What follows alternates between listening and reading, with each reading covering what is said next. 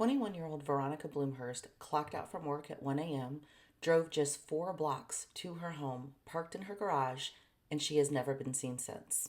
Her case is still unsolved, and her family has never stopped looking for answers. We are going to break down her case and talk about 3 theories that circulate. This case was sent to us by Susie Savage. Yes, that's her real name, and she does incredible research for Sherilyn Dale.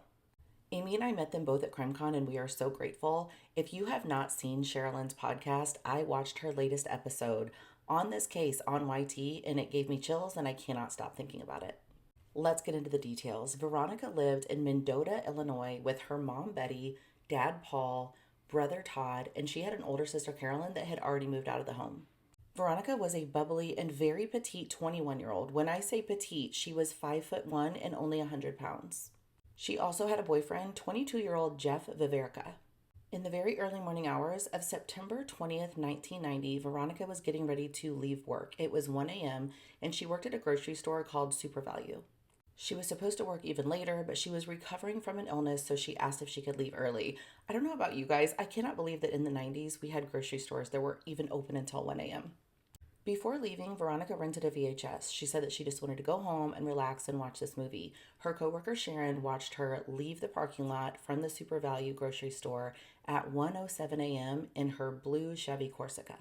Her mom happened to get up around midnight out of bed to go get a drink of water. She looked out the window towards their detached garage, and she saw that the light was still on. So this told her Veronica wasn't home yet. The family sort of had a habit that when they got home and parked in the garage or outside of the garage, they would turn that garage light off. Her mom woke up again at 2:30 in the morning, and she looked out the window and she saw that garage light was off, so she assumed Veronica was home safely. Her mom went back to bed. So it wasn't until later that morning when Veronica's brother Todd went to go wake up Veronica because Veronica was supposed to take him to school that day, and he realized she never came home. They weren't terribly concerned in the beginning, so just keep in mind in the 90s, we didn't have tracking. We didn't know where anyone was like every second of the day like we do now. So they didn't really get too worried until later that afternoon when they reported her missing. Police searched her car, and there were some personal items still left in the car, but the items that would have been with her for that walk between the detached garage and the home were not there, just like Veronica was not there. These items included her purse, her red smock that she was wearing at work that night, and that VHS tape that they know she rented. And this is important because it made me think of the Jody Huisentruit case. When Jody was abducted outside of her car, all of her belongings were sort of scattered around outside of the car, indicating that she was, taken by surprise, taken by someone that she didn't know. So this is an important clue because it sort of let police know that maybe she knew who took her because there wasn't a struggle, there wasn't an element of surprise. It was almost like she saw someone that she knew, she went to maybe go talk to them in their car in the alley. Now let's dive into these 3 theories. So obviously the police interviewed her boyfriend Jeff, and get this, they interviewed him for 24 hours straight. I will also add that Jeff had a traumatic brain injury that was medically documented before Veronica went missing, which led to him having memory problems. He admittedly made some odd statements, but you have to keep in mind what a 22-year-old would be thinking after hours and hours of interrogation.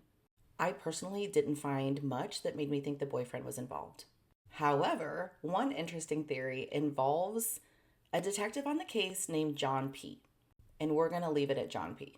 He lived directly behind Veronica's home, and he had also visited the store where she worked at midnight that night. None of this was ever mentioned in the investigation and in the reports.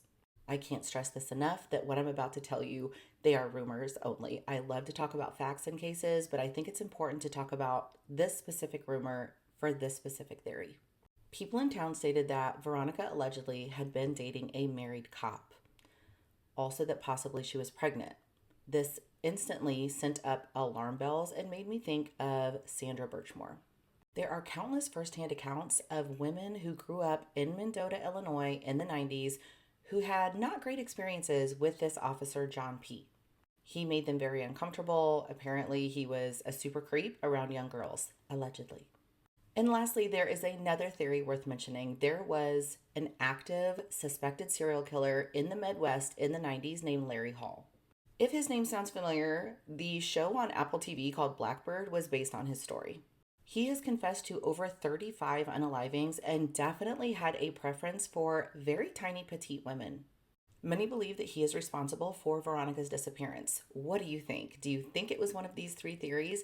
Do you think it's none of these at all and it's an unknown person who might be hiding in plain sight, just like Richard Allen in Delphi?